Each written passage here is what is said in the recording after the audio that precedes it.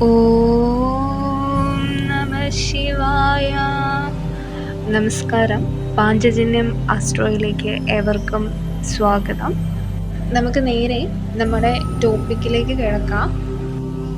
ജ്യോതിഷപരമായി ജാതകം പരിശോധിച്ചാലോ, അല്ല എങ്കിൽ അതാത് മാസത്തെ നക്ഷത്രഫലം പരിശോധിക്കുമ്പോൾ പലരും പറയുന്ന ഒരു കാര്യമാണ്, എൻ്റെ സമയം എപ്പോഴും മോശമാണ് എന്നത്.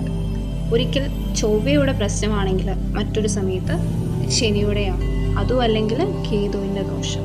ഇങ്ങനെ ഓരോ സമയത്തും എന്തെങ്കിലും കാരണം കൊണ്ട് നിരാശ അനുഭവിക്കാറുണ്ടല്ലേ. അതുപോലെ നമ്മുടെ ജീവിതത്തിൽ പലപ്പോഴും ഒന്നിനു പിന്നാലെ ഓരോന്നായി മോശാനുഭവങ്ങൾ പിന്തുടരുന്നു. ആ സമയത്ത് നമ്മൾ സ്വാഭാവികമായി ചിന്തിച്ചു പോകും, എനിക്ക് മാത്രം എന്തുകൊണ്ടാണ് ഇങ്ങനെ സംഭവിക്കുന്നത്, എന്തുകൊണ്ട് ഒന്നും ശരിയായ രീതിയിൽ മുന്നോട്ട് പോകുന്നില്ല, ഇത്രയും വയസ്സായി, ഇനി എപ്പോഴാണ് നല്ല സമയം വരുന്നത് എന്നിങ്ങനെ. പക്ഷേ നമ്മുടെ ജീവിതത്തിൽ ഉയർച്ചയും താഴ്ചയും സ്വാഭാവികമാണ്. ആ മോശ സമയത്തെ എത്രത്തോളം നല്ല സമയമാക്കി മാറ്റുവാൻ സാധിക്കുന്നു എന്നതിലാണ് കാര്യം. ഓരോ പ്രശ്നത്തിനും ഒരു പരിഹാരമുണ്ടാവും. അതൊരു പ്രപഞ്ച സത്യമാണ്. ഒന്നല്ലെങ്കിൽ മറ്റൊരു പരിഹാരം ഉണ്ടാവും. അതോടൊപ്പം നമ്മൾ മനസ്സിലാക്കേണ്ട മറ്റൊരു കാര്യമുണ്ട്. നമ്മുടെ ഒരു ചിന്തയാണ് നമുക്ക് എല്ലായ്പ്പോഴും എനിക്ക് മാത്രം എന്താണ് മോശ സമയം, ആ ഒരു ചിന്ത അതാണ് നമ്മുടെ ലൈഫിലെ ഏറ്റവും വലിയ തടസ്സം. വലിയ ബിസിനസ് ചെയ്യുന്നവരെയോ അല്ലെങ്കിൽ നല്ല നിലയിലൊക്കെ ജീവിക്കുന്നവരെയോ നോക്കുമ്പം പുറമേ നിന്ന് അവർക്ക് വലിയ പ്രശ്നങ്ങളൊന്നും ഉള്ളതായിട്ട് തോന്നില്ല, അല്ലെങ്കിൽ അവരുടെ ലൈഫ് നല്ല സ്മൂത്തായിട്ട് പോവുകയാണ്. അതിനിടയ്ക്ക് വലിയ വലിയ പ്രശ്നങ്ങളൊന്നും അവർ തരണം ചെയ്യുന്നതായിട്ട് പുറമേ നിൽക്കുന്നവർക്കോ അല്ലെങ്കിൽ നമ്മൾക്കൊന്നും തോന്നില്ല.